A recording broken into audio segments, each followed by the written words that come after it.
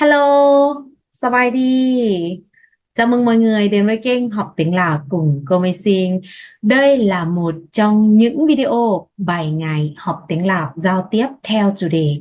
Trong những chủ đề đó các bạn sẽ được học các mẫu câu này, các từ vựng, bài hội thoại.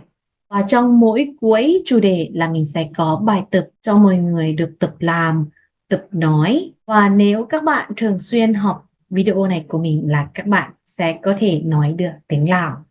Trước hết mình sẽ xin phép giới thiệu về bản thân mình trước. Mình tên là Mới Sinh. Mình là người Lào 100%. Quê của mình là ở tỉnh Say Nhạ Buli là ở miền Bắc của Lào. Ở Việt Nam sẽ có miền Trung, miền Nam và miền Bắc. Và mỗi miền sẽ có giọng nói khác nhau đúng không? Ở Lào cũng như vậy, ở Lào cũng có miền Trung, miền Nam, miền Bắc và mỗi miền cũng sẽ có giọng nói tiếng Lào hơi khác nhau một chút xíu. Và trong video 7 ngày học tiếng Lào giao tiếp này của mình là mình sẽ nói tiếng Lào giọng thủ đô Viêng Chăn là giọng chung của Lào. Nhưng mà mình nói giọng chung Viêng Chăn thì cũng sẽ có một số từ mà mình phát âm hơi ra giọng Bắc nên mọi người thông cảm giúp mình nhé. Bài đầu tiên là chúng ta sẽ học về các từ vựng trong tiếng Lào trước. Từ đầu tiên là từ xin chào. Xin chào trong tiếng Lào chúng ta sẽ nói là xạ bài đí. Xạ bài đí là xin chào. Xạ bài đí. Không phải xăm bài đi nha. Mình nghe thấy nhiều bạn nói là xăm bài đi. Xăm bài đi là chưa chuẩn lắm. Các bạn phải nói là xạ bài đí. Xạ bài đí là xin chào. Tiếp theo là từ tôi. Tôi tiếng Lào sẽ nói là khoi. Khoi là tôi. Khoi. Từ bạn tiếng Lào nói là cháu. Cháu là bạn. Cháu. Cháu. Từ tên. Tên tiếng Lào sẽ nói là sư. Sư là tên. Sư. Tên. Từ là này tiếng Lào sẽ nói là và là từ là này nếu mình dịch theo tiếng Lào là sẽ có thể dịch được ba nghĩa là pến, men và cách dùng từ là này mình sẽ giới thiệu cho mọi người trong bài 5 nhé. Trong bài 5 là mình sẽ giới thiệu cách mình dùng từ là trong tiếng Lào. Mà tiếp theo là mình sẽ giới thiệu tên. Mình có thể nói là tôi tên là, tiếng Lào sẽ nói là Khoi Sư Va. Khoi Sư Va là tôi tên là. Ví dụ cô sẽ giới thiệu tên, cô sẽ nói là Khoi Sư Va Mới Sinh. Khoi Sư Va Mới Sinh. Ok. Và từ cảm ơn nói là khọp cháy. Khọp cháy là cảm ơn khọp cháy. Ok mọi người, tiếp theo là mình sẽ xem bột thi nâng. Bột thi nâng là bài 1. Mình nói bột thi nâng bài 1. Bài 1 này mình sẽ học về các từ nhân xưng thường dùng trong tiếng Lào. Đó. Từ nhân xưng tiếng Lào sẽ nói là khăm then nám, khăm then nám. Ok. Từ đầu tiên từ này đọc là khoi. Khoi là tôi. Khoi, tôi. Từ này cháu, cháu là bạn.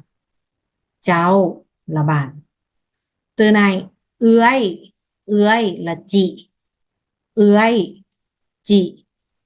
Ai là em. Ai, em. Nong là em. Nong là em. Láo, láo có nghĩa là bạn ấy. Láo, bạn ấy. Ưới là chị đúng không? Năn là ấy. Ưới năn là chị ấy. Ưới năn, chị ấy. Ai năn, anh ấy. Ai năn, anh ấy. Chúng tôi, chúng ta, tiếng Lào sẽ nói là phuoc háo. Phuoc háo. Phuoc háo, men chúng tôi, chúng ta. Hoặc nếu chúng ta có thể nói là phuoc khoi. Phuoc khoi cũng được. Chúng bạn hoặc các bạn, từ này sẽ nói là phuoc cháu. Phuoc cháu là các bạn hoặc chúng bạn. Từ này khảo cháu có nghĩa là họ. Đúng, ok. Mà chúng ta sẽ ôn lại từ này, tôi là khoi, bạn là cháu, chị là ươi, anh, ai, em, non, bạn ấy, Lào, chị ấy, นั้นanh ấy áiนั้นchúng tôi chúng ta nói làพวกเฮา hoặc พวกข้อย chúng bạn các bạn mình đọc là พวกเจ้า họ là เขาเจ้า ok họ mình nói là เขาเจ้า từ anh tiếng Lào nói như nào anh là ai ok anh ấy tiếng Lào nói là aiนั้นok em tiếng Lào nói là น้อง đúng rồi chúng bạn hoặc các bạn tiếng Lào nói như nào พวกเจ้า ok họ tiếng Lào nói như nào họ là เขาเจ้า เขาเจ้า là họ chúng tôi là พวกข้อย พวกข้อย chúng tôi anh là ai là anh em ấy น้องนั้น là em ấy bạn ấy tiếng nào sẽ nói là láo là bạn ấy tôi tiếng Lào nói như nào tôi là khoi là tôi chị nói là ưới là chị ok và tiếp theo mình sẽ xem từ này đây là các động từ hay dùng trong bài 1 từ đầu tiên từ này đọc là กิน là ăn ไป là đi du là ở từ này mình sẽ không đọc theo tiếng Việt đọc là du đúng không du từ này sẽ đọc nhẹ hơn là đọc là du là ở hiến là học váu nóiจะsẽ mặc thích อยาก muốn เฮ็ด làm กำลัง là đang เห็น thấy มี có ok chúng ta ôn lại từ này กิน là ăn ไป là đi du là ở hiến là học váu là nói จะ sẽ mặc thích อยาก muốn เฮ็ด làm กำลัง đang เห็น thấy มี có ok và tiếp theo chúng ta xem bài tập bài này từ ở tiếng Lào là gì ở là you ok đúng rồi ở là you từ này nói tiếng Lào là gì nói là vào ok vào thích tiếng Lào là gì thích là mặc ok mình nói mặc thích là mặc làm tiếng Lào là gì làm là เฮ็ด nó mình nói ฮ็ด là làm thấy tiếng Lào là gì thấy là เห็น muốn tiếng Lào là gì muốn là อยาก nó muốn อยาก học tiếng Lào là gì học là เรียน ok và từ này đi tiếng Lào là gì đi là ไป đi ไป ok tiếp theo mình sẽ học đây là các từ vựng trong bài 1 này ok từ đầu tiên từ này Hướn là nhà nhà ตลาด chợ ตลาด là chợ เงิน là tiền lái này có nghĩa là nhiều rất quá lắm mình nói là lái tiếng Lào sẽ nói một từ lái trong tiếng Việt là rất nhiều quá lắm ok tiếp theo từ này đẹp là งาม ภาษาลาวว่างามหลาย là đẹp lắm tiếng ภาษา là tiếng đốn là lâuของ là của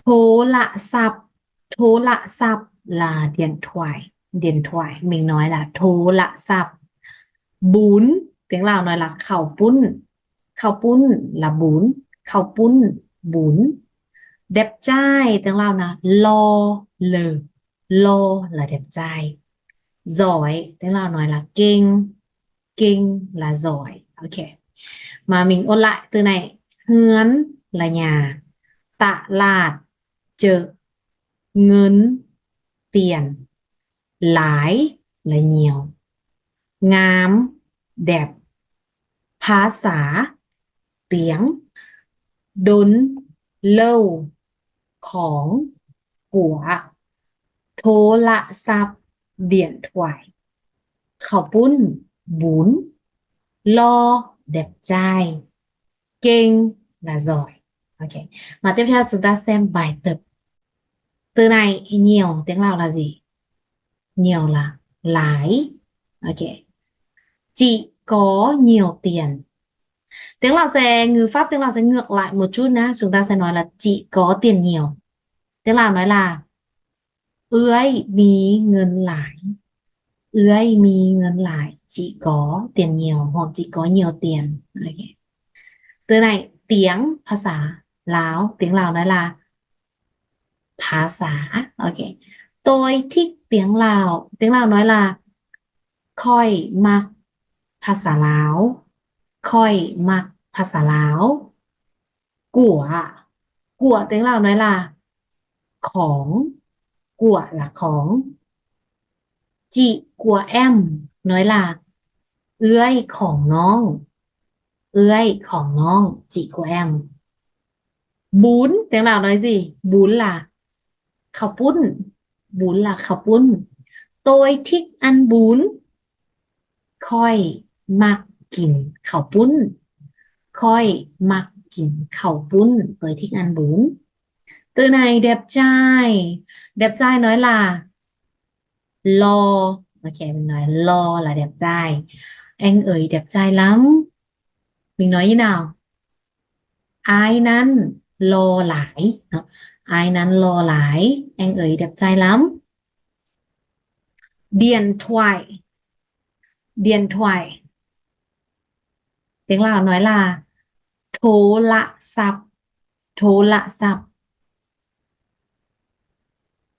điện thoại tôi không thấy tiếng Lào nói như nào điện thoại tôi không thấy là โทรศัพท์ค่อยบ่เห็นโทรศัพท์ค่อยบ่เห็น lâu tiếng Lào nói là đồn là lâu chị đi lâu không chị đi có lâu không tiếng Lào sẽ nói là เอื้อยไปดนบ่เอื้อยไปดนบ่ chị đi lâu không có nghĩa là chị có đi lâu không แบบนี้เอื้อยไปดนบ่ từ này đẹp mình nói là ngam đẹp là ngam cô đẹp lắm nói là อาจารย์งามหลายเนาะ cô đẹp lắm อาจารย์งามหลาย tiền nói là เงิน tiền là เงิน ok em không có tiền nói là น้องบ่มีเงินน้องบ่มีเงิน từ này nhà tiếng Lào nói là เฮือน เป็นnhà em đang ở nhà tiếng Lào nói như nào น้องกำลังอยู่เฮือนน้องกำลังอยู่เฮือน là em đang ở nhà ok và bài tập cuối cùng của mình là mình muốn cho mọi người dịch bài này sang tiếng Lào cho mình nhé ok mọi người thử tập dịch bài này sang tiếng Lào bắt đầu từ câu đầu tiên từ này chào anh tên là gì tiếng Lào sẽ nói như nào là สบายดีอ้ายชื่อว่าหยังtừ này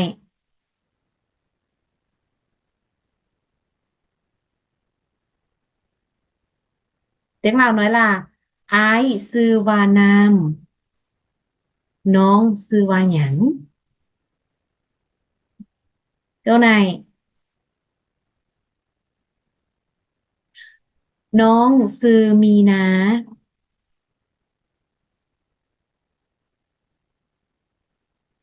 น้องกำลังเฮ็ดหยัง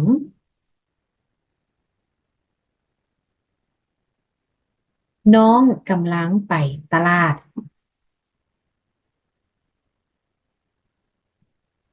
น้องมักกินหยังโอเคtiếp theo Trang thứ hai ok dịch bài này cho cô đây em thích ăn bún anh thích ăn gì tiếng Lào nói là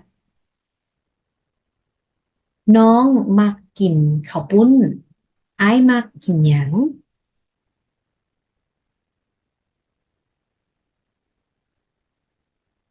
อ้ายมักกินเฟองัวโอเคแต่ภาษาลาวtiếng Lào nói là phơ งัวล่ะบ่อ้ายมักกินเฟองัวเฮือนน้องอยู่ไส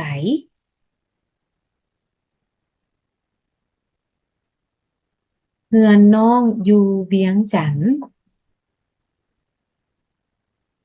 น้องเว้าภาษาเวียดได้บ่ok câu này từ này được một chút được tiếng Lào nói là đáy một chút làหน่อยหนึ่งโอเคน้องเว้าภาษาเวียดได้หน่อยหนึ่ง